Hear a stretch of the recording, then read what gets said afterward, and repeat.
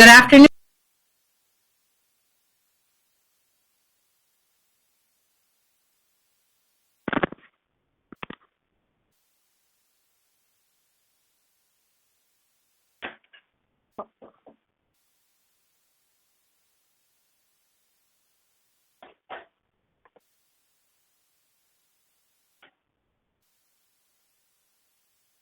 The digital advocacy gurus at SparkAction will be our featured presenters for this year-end webinar.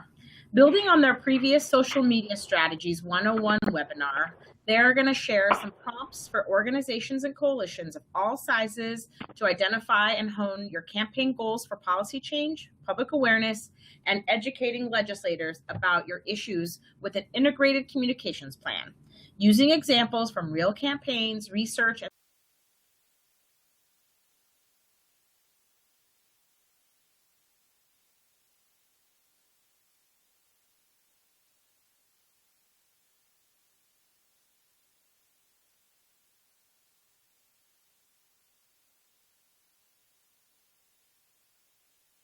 effective communications in 2017. Let me tell you a little bit about our expert leading this presentation today. Allison Waldman is the content strategy specialist at SparkAction. She's a communication specialist, writer, and creative collaborator based in Washington, D.C., and is part of SparkAction's team since 2011. She works with nonprofit youth advocacy and arts organizations to improve their messaging in an ever-changing digital age, incorporate creativity into their work, and connecting with their communities. SparkAction is an online journalism and advocacy center by and for the child and youth field. SparkAction's site, advocacy services, action alerts, and social media are designed to connect concerned adults and youth to compelling stories, context, and accurate information on children's issues, share tools, best practices, and customized trainings on how to take action and make a difference for the issues you care about, elevate youth voices, and break down barriers in the child and youth field to strengthen connections between organizations and agencies to create stronger, more unified voice for children and youth. The goal of this series is to offer technical assistance to our state, strategic, and at-large partners to provide answers to the most asked and most difficult questions to answer. We will offer office hours for one-on-one follow-up to any questions you may have that this webinar doesn't address. You can contact me, Jessica Sandoval, at jsandoval@cfyj.org or at my direct line 202-821-1605. We will open the session up to questions at the end of the presentation through our chat function, but feel free to submit questions at any time during the presentation. At this time, I'm going to hand it over to Allison to start us off with our 2017 Advocacy Strategy Guide. Thanks, Jessica. Hi, everyone. My name is Allison Waldman, and I am the Content Strategy Specialist at SparkAction. Thank you, everyone, for joining us today. I know it's a really busy time. We're right before the holidays. I know it's a lot to get done as you're preparing for your session, so thank you all for taking the time out to join us. And I really hope what we share today will be useful for you. So one of the reasons why we do this work and why we're doing this webinar today is because we are all constantly striving to improve our advocacy tactics. And focusing on this work now is particularly important because of the context that we are working, or because the context we are working in is changing. There is a hunger to take action. And there may also be some fatigue in the coming year after all of this excitement. And we're going to see a lot of calls to action throughout the year to do a lot of really important things. We've also seen social media take a huge role in advocacy this year and over the past couple of years, and it's time for the juvenile justice field and for the child advocacy field to kind of join the party. So 2017 is a time to be creative and to track and measure your work and help the momentum that we started really continue, and to fight advocate fatigue and to progress our issues. We're going to see a lot this year, a lot of social media organizing, a lot of petitions, and so this is the time to do it. So what makes great digital communications? So Jessica mentioned that this is a follow-up webinar to a 101 one that we did, I think it was last year. So this is a kind of level up 201 webinar once you kind of have the basics of what social media is and how to use it. We're talking today about e-advocacy and the digital tools in your advocacy strategy toolkit. So we'll focus on social media and zip code activated action alerts, and also talk a little bit about the other tools in your toolbox, like e-blasts and general website best practices. So I'm going to run through some concrete recommendations and tools, and then we'll leave time at the end for question and answer. And as Jessica said, please use the chat function throughout. If you have a question, just ask them, and then we can I can try to get them on the way, and if not, then we can follow up with them at the end. So we will run through, what we'll cover is enhancing your campaign with digital engagement, social listening and low-hanging fruit, effective messaging within your campaign, easy front and center ways to take action, maintaining and growing your active network once you've gotten them, and how to build out your advocacy strategy. So e-advocacy and digital strategy is built into your on-the-ground work. It's not separate from the work that you're already doing. So it's a way to enhance the impact of your government relations and your communications plan and the on-the-ground stuff that you already have planned. So as we go through this, I would encourage you to review your campaign goals, whether it's attendance at lobby events and on-the-ground events that you're doing, the passage of a certain piece of legislation, general public awareness about an issue, government education and legislative communications about a certain issue, and think about how social media can enhance these. So if you can, I would even just kind of think about this as a little bit of an exercise for yourself, and make some notes and jot down some ideas of how you might be able to do some of these things with your own campaign. And we at SparkAction would be happy to help flesh these ideas out with you on an individual call with your organization. So if you have some ideas, then we can talk through them together. Also think about who your target audience is. We talked a lot about this in our first webinar, but it would be great to reach everyone in our campaigns, but realistically we can't, especially right off the bat. So to think of those specific communities of people who will help raise the volume about this issue. So an editorial calendar. You may already have an editorial calendar for your communications plan. If you do, that's awesome. And so what we're encouraging is to think about social media within your social media calendar. So within your editorial calendar. So within your editorial calendar, it might include a list of key dates or press events or lobby days that you're hosting, perhaps State of the State, State of the Union, or other relevant public events, holidays, any opportunities to engage. So your yearly communications plan and calendar is to help you take advantage of those natural hooks. And including social media elements into this can help find opportunities for your campaign to be a part of the conversation using hashtags and visual materials in these key dates and times. Doing this ahead of time, this looking ahead and thinking about what digital parts can be a part of your presentation can help you be proactive as opposed to reactive, particularly when things are buzzworthy like a vote or a media appearance, something that calls for something right away. It will prevent scrambling and help you really equip your networks to more quickly and effectively do what you want them to do around a particular event, announcement, or vote. There is no wrong time for social media. It can and should coordinate with your on-the-ground events and your calls to action and everything in between. If the social media component to these kinds of things is not something you've thought of before, is not the first thing you think of, you are not alone in that. And we're here to help you think creatively about that. These buzzing times are an opportunity to really take advantage of these events as fodder for your social media and digital engagement. It's a really great opportunity for creativity and target messaging and outreach to those people you really want to reach. And it also really helps you brand your campaign for these conversations. And so you can start amping up your digital appearances by branding your campaign. In this new world of digital advocacy, hashtag activism is now its own term in its own field, and it's a name for advocacy that takes place primarily or strongly on social media. So with this being a trend now, this is a really great space for opportunity. You can see here this picture of Michelle Obama, who Bring Back Our Girls is one of the big hashtags that we've seen around creating awareness about something, and having the First Lady respond is a great example of how powerful this can be and how relevant it is. So we recommend finding a campaign hashtag to brand your cause. Now more than ever, there's a case to hashtag it. But when you're thinking about your hashtag, you want to do some research and be consistent with it.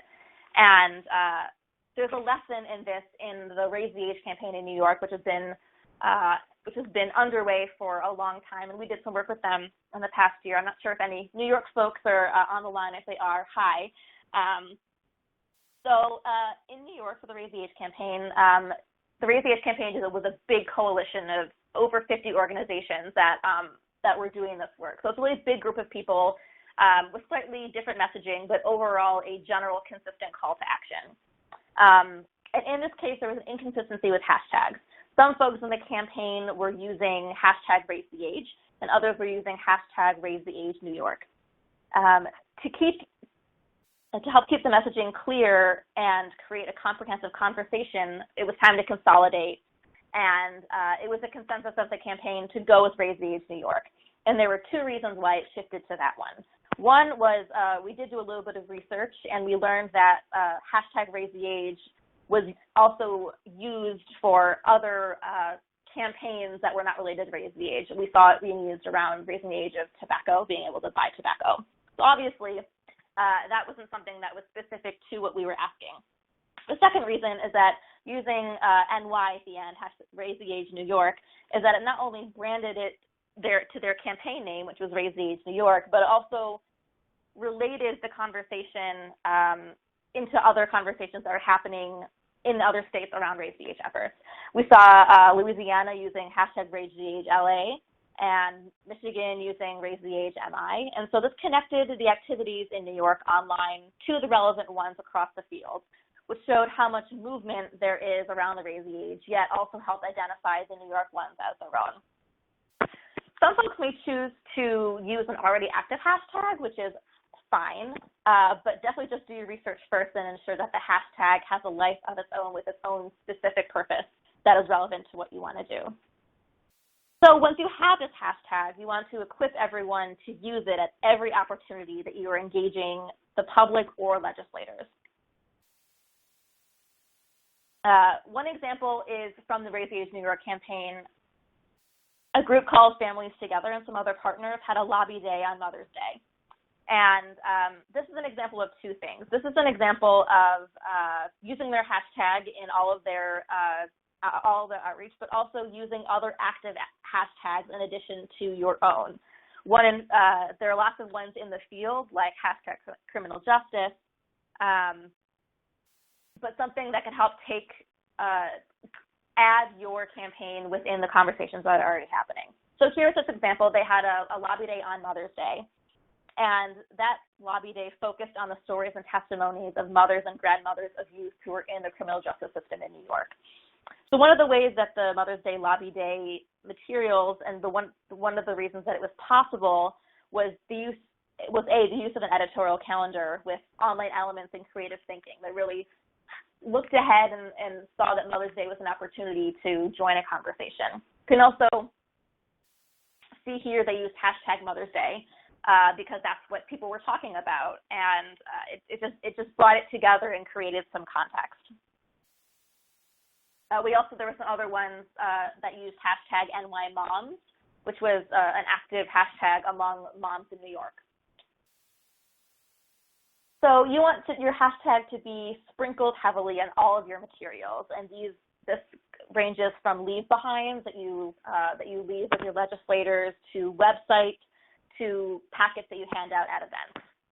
This is an example from the Opportunity Youth United. This is a group of young people who've been doing some advocacy and leadership development around the issues they care about, and they had a summit in September. And they, in their toolkit, they they have these really great images, which we'll talk about in a minute. You see their hashtag is all over all of this stuff. And in addition, they added these helpful handles. So these were handles of folks who were going to be speaking at their event. And they also had, which is not on here, but they also had a section that was for help that was a journalist handle. So they had a press conference as part of this event, and they had a bunch of confirmed reporters who were going to be present. And so on their toolkit, they provided the Twitter handles and names of all the confirmed press who were going to be attending. And they encouraged folks to tweet at them and thank them for being here, and then to follow up with them and to tweet the story that they wrote. And in particular, engaging press in this way is a great opportunity to thank them for covering this issue and sharing out their stories. Editors really need to see that people value this press coverage, and this is a great way to do it while supporting your campaign goals and igniting action, and supporting the press releases and the media appearances that you're doing and helping them be shared out far and wide. Something else that the Moms Day Lobby Day and other campaigns have done really well is use low-hanging fruit as content is for something visual. Here are some examples that we used. I think it was for the Moms Day campaign for on either side.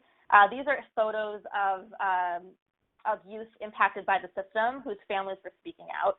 These photos were used with permission, but just with a simple graphic design program, we just put some text on top of it and use that as materials to share out. There's also this great graphic in the middle that they created that has the hashtag on there. It has a link to their action alert, and it has some text. And this is something visual to share out. And this is probably not the first time that you've heard that sharing visuals is something that grabs attention. And these are materials that they already had on hand that they turned into something that was useful. You can also look around for what other folks have created. Think about some quotes or statistics that are out there that can be good fodder for materials. Are there quotes from influential public figures or celebrities in support of your cause, legislative champions, press releases, or testimonies where you can pull material that you can put something on an image? Basic graphic design programs and even Microsoft Word can produce visuals of text that are really engaging and don't really require looking for new content. A lot of it is already here. So here are some examples of a stat that was pulled over an image, a quote from Nelson Mandela that was used in a field-wide campaign about just investing in kids. And the top right image was actually pulled from an infographic that the group in the Virgin Islands, they just did a release of their Kids Count data book, and we pulled this and used it as something that people can share on social media. Here's an example of a quote from a influential public figure. Now, this was great because we took a quote that from someone who you wouldn't expect to see in some of our advocacy, but created context in helping to bridge the gap between messaging and understanding. This was for the JJDPA reauthorization campaign that CFYJ helped out with a lot. Other low-hanging fruit is in pop culture. Some celebrities like John Legend and his Free America campaign have spoken out against things in the criminal justice system. And in addition, it has shown up in pop culture and entertainment a lot more lately. 13th there's a documentary on Netflix that had a lot of buzz. I know on my Facebook feed of most really not professional advocates, people were watching it and getting really fired up about criminal justice, and they didn't really realize what was going on. Orange is the New Black, of course, is something that's really still buzzing around. And there's lots of others, Just Leadership USA, and They Call Us Monsters. And there's content out here that can help bring people into your conversation where they already are. So how can we celebrate this nuanced entertainment and encourage engagement once people are interested or talking about it? And the answer is to follow the hashtags that these conversations are showing up in, watch the producers' posts, and consider these networks as potential allies to reach out with our best, more clear and creative posts with those images we talked about, and to use clear, action-driven language without jargon. And we'll talk about that in a second in terms of messaging, but keeping it really clear because you have to meet your audiences where you are. And lastly, I think most of you guys all know this, but just remember to read and share partner materials and things that are already being used in the field. Don't forget to listen and pay attention. There are some really creative, interesting videos and visuals, materials, and social media by your peers who are sharing a really similar message. So consider, as you're browsing your Facebook and your Twitter and your Instagram and your email, to consider how relevant those materials are to the work you're doing. Share them and retweet them frequently. This is a win-win for everyone. And the more that we show this conversation is happening nationwide across states and localities, the more we can really amplify criminal justice reform as a whole. This is just a photo from Richard Ross's incredibly stunning. He's just a photographer, and he's done some work going into criminal justice facilities, and he has them in there, and they're really wonderful and influential images, and they're there, and he has said to the field that he's happy to see them used. So that's just an example of something I pulled. So effective messaging. Now that you have all these great materials, you want to ensure that the messaging you are sending is clear and impactful and action-driven, and that it's put in terms that people understand who aren't professional advocates. An exercise I like to encourage is to, if you've kind of created your basic messaging, is to run it by a family friend or somebody who is not a professional advocate, and see if it makes sense to them, because you might be using jargon and you don't quite realize it. The Frameworks Institute has done some great research on juvenile justice messaging in the field and has some general framing tips that are crucial to remember. I just wanted to run through. So they recommend to avoid crisis language. You want to move people away from bootstrap thinking of this person has a problem and we must help them. And instead you want to move them toward positive environments and healthy childhoods frame. You want to use social media to point your audiences toward projects, events, or work that is more broad. They have a really great exercise to think about tweets as headlines. It gives people a frame or a way to understand what it is you're going to see. This is what makes Twitter great, and it's a great exercise for advocates. Ask yourself if your feed is focusing too much on individuals when it could be talking about a bigger problem or a bigger picture, and that's what this sample tweet represents. What Frameworks research tells us is that people think about criminality as choices, and hence people deserve to be there. And that makes it hard to make people see that systems could be changed in pragmatic ways. So thinking about ideas of common sense solutions that will lead people to a story. So help audiences see that the issues are things that will affect all of us. But also remember that there are many tragic stories to share. So keep sharing these, but be sure to provide that context with data points and key messaging and research and clear calls to action. There are a number of great resources on messaging in this field. There's some links here. These are some great things to check out, and there's a ton more. The Spin Project is one that we know. So I would jot down some of these links and places to see some specific toolkits and ways to talk about messaging.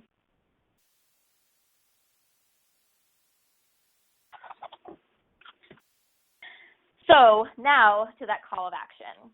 What does a call to action look like, and how does it work? So zip code activated action alerts are available from SparkAction, and this is something that some of you have probably seen.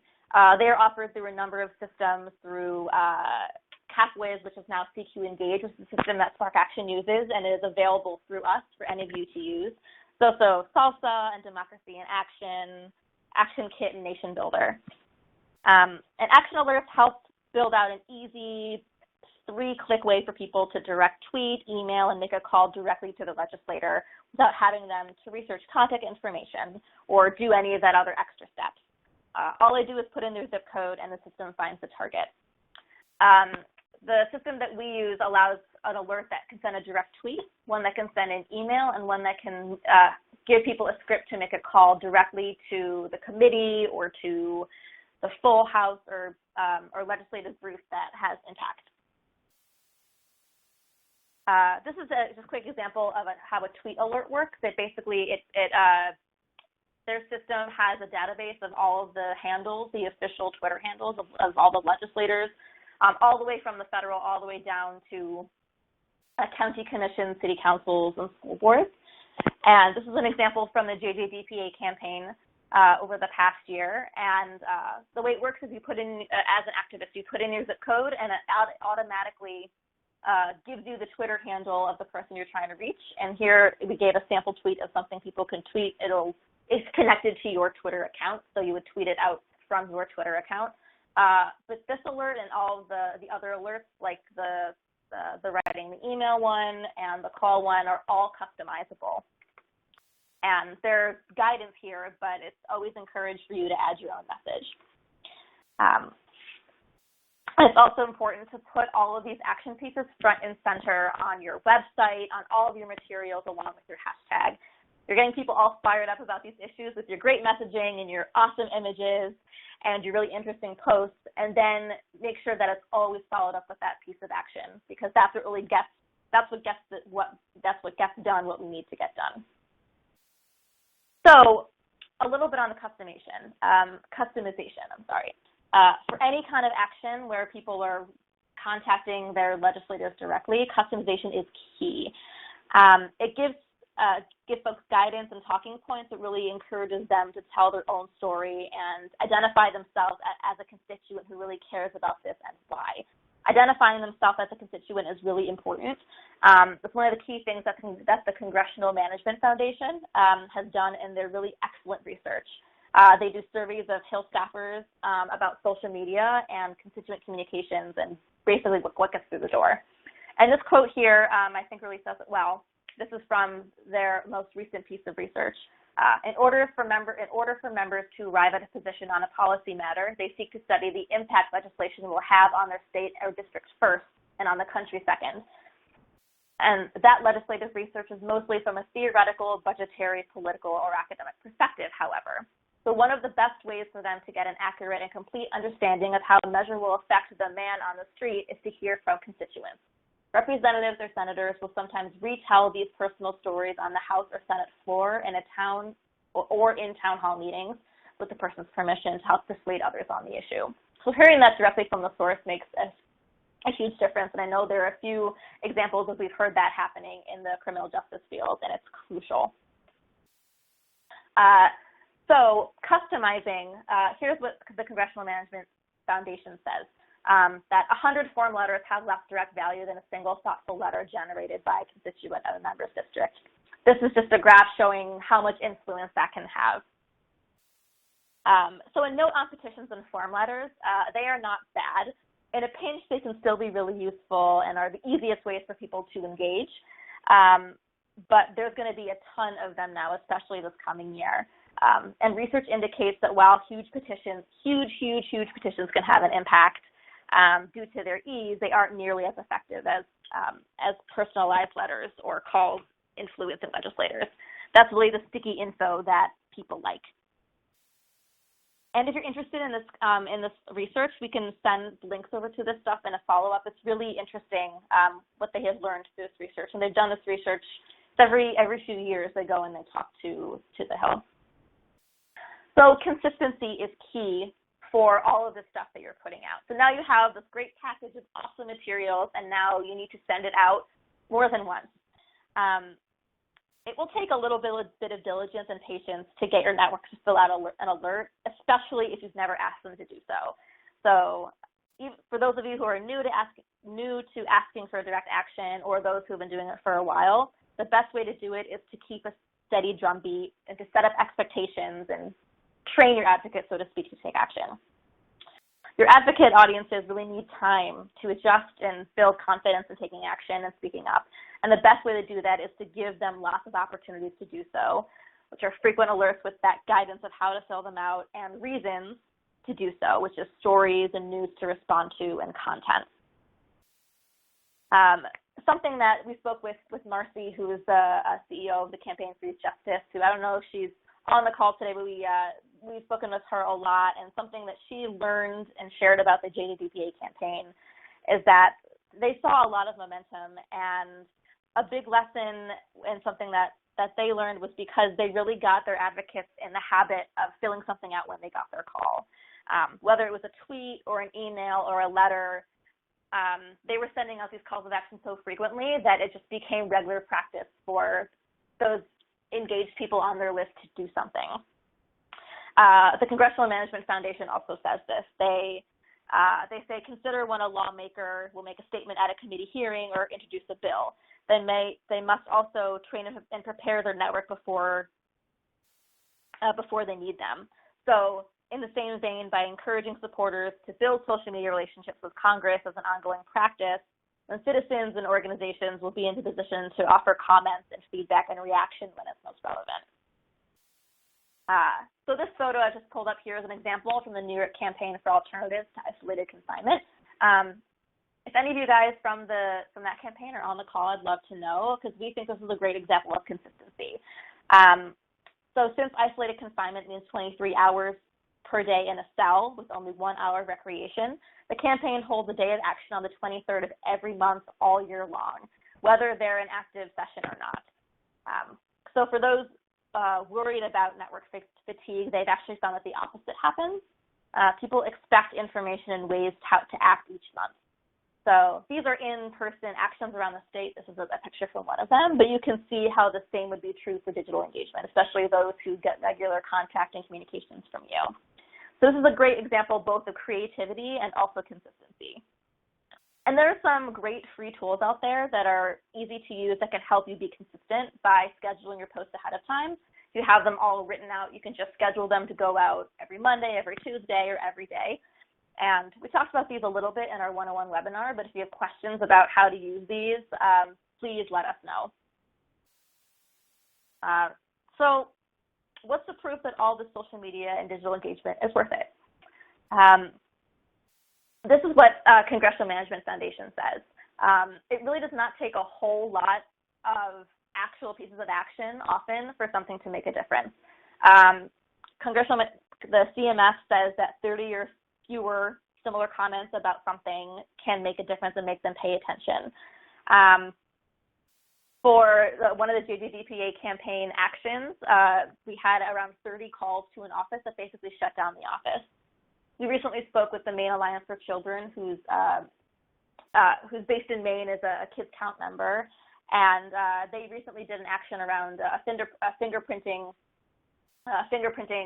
piece of legislation around foster care. And they had about 40 to 60 people take action, and that was a ton for them, and it passed. So for those of you who think, oh, I only have a few hundred people on my list, and that's not going to make a difference, if you can get 25% of them to do something, that might be the difference that it needs in an undecided situation. So how do you know your advocates? How do you know you're reaching your advocates, and how do you know who they are? So ideally, now you have all these great materials, you've sent out these action alerts consistently, people are taking action, and you want to know who those advocates are. Who are the people who would take action when you call on them? And how can you follow up with them? So using an e-blast and the contact that you've been using is a great way to follow up, especially after you've asked for action on something, to follow up with them and tell them how it went. If you had an event, if a vote went down, tell them what happened. And then tell them what's to happen next. It might be, we need to keep going and stay tuned for another way to take action, or here's this other way to take action, or thank you, your voice matters, and here's proof, and stay tuned for more ways to make a difference. And that makes everyone feel great. You also want to track and measure who those people are. And the way you can do that is through segmented lists and segmenting who has taken action. You can experiment with the time or days of the week of sending, try different types of subject lines, and compare all of your communication platforms and seeing which ones have the most traction. There are a lot of tools out there that you're likely already using, especially some of these free ones that allow exporting of data into spreadsheets. So hold some time regularly to take a look at those. You can do it over lunch as a team, or put it on your calendar as a reminder, just to see who are these people who are really responding to us. You can also just survey your networks and find out how they like to hear from you. Do they like to get an email? Do they like to get some social media posts from you? we just talked to an organization called Grades of Green, who they do educational work around environmental stewardship for young people. And we were talking about what they did, and they actually did a survey of their networks and asked them, where are you? What social media platforms do you use or not use? And they found that some of their target audiences were on Facebook and some of them were on Twitter. And so from then, they were able to target their messaging and be more deliberate and intentional with what they were posting. So I'm going to pause there, and I know I just threw a lot of information at you, but that is the ideal kind of arc of a great communications plan. And I hope that as you went through this, you were able to think about some ways that this applies to your own work. And I didn't see any chat questions come through here, but I would love to see if there are any questions or follow-ups you guys would like me to get into. Great. Thank you so much, Allison. That was fantastic. I have a couple follow-up questions, and I want to remind our listeners that the chat room is open. Please feel free to ask a question to Allison through the chat function, and they should be coming through. So it looks like we have a couple questions, Allison. Let me take the first one that came through. So the question is, how important is the role of social media versus traditional media in campaigns? So I think they are both important. And so this focus on the e-advocacy and social media, but as I said at the beginning, this should be a part of the other media and traditional outreach that you do. So especially traditional media is part of your communications plan. A good way to is whenever you have traditional media is to tweet out those mentions that you have. So this is not all to say that traditional media is not important, because it is. Especially there's some generational gaps in use of social media, and some people aren't online at all, and they still rely on those traditional ones. So this is just an addition and a way to enhance what you're already doing there. So, and we were just focusing particularly today on digital engagement because that's where we're seeing a lot of the momentum and the questions come in about. If you have a follow-up, please do so. Please follow up. Thank you. Great, thank you. It looks like we have some other questions, Allison, so I'm just going to keep it rolling. Should organizations have one social media editorial calendar or just one for your policy area? I'm not quite sure. So in general, your editorial calendar should focus on your full campaign plan. So it depends on if you have one campaign that's specifically focused on one piece of legislation or one issue. You want to have a communications plan that includes that digital media, that includes the social media, that includes all this other stuff together. If you're doing separate campaigns for each policy area, then it might be useful to separate it out. I find the calendar is most useful because I can plan ahead and I kind of know what's coming, and so it prevents the scrambling. So I think it depends on how many things you guys work on at once. It might be easier to start on one policy area if you've never done a social media editorial calendar, if you've never done an editorial calendar period, to start with one and kind of figure out the best way to organize it, and then you can duplicate it for your other policy issues, knowing that some things might overlap. A lot of the things that you're sending out might be useful for more than one policy area. Great. That's very helpful, actually, to know. I hadn't thought about it that way. So I'll have to make sure that we tell other folks to do the same. So we have questions. How would this work with end of the year fundraising? For example, can you use e-advocacy and social media to convert supporters into donors? Yeah. Yep, absolutely. This is if you think about your fundraising campaign the same way you think about a policy campaign, then you can use some of these same exercises about thinking about action-driven language and providing context as to why you want someone to for this case, the action would be to give. So why should people give to your organization? You need to give them reasons why to do so. So these great images that I used in this presentation that were around a specific policy, you could also create images that highlight the mission of your organization, the successes you guys have had, the people who you support.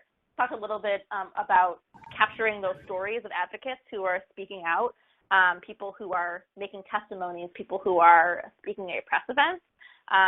Some of those materials are stories that you can tell that can help advance your fundraising. So I would encourage you to think about just thinking about your fundraising campaign as a policy campaign and duplicate some of these.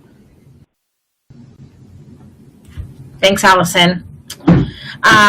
We have another question that came through the chat line. For statewide communications, how effective do you think email to text messaging would be for regular communications?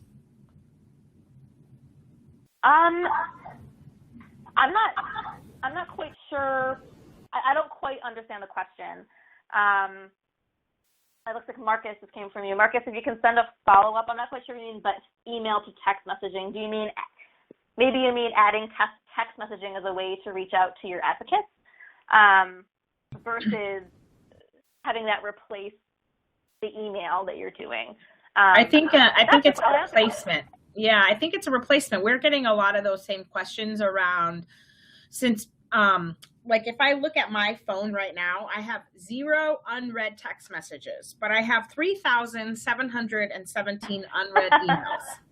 And so I think folks have been wondering, since everybody probably reads most of their text messaging, if it's more effective.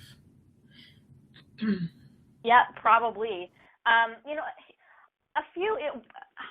trying to think of, there's a few folks who have gone into the text messaging. I know Rock the Vote has done a lot. You can sign up for text alerts from them about when it's time to register to vote or when early voting opens in your state and things like that.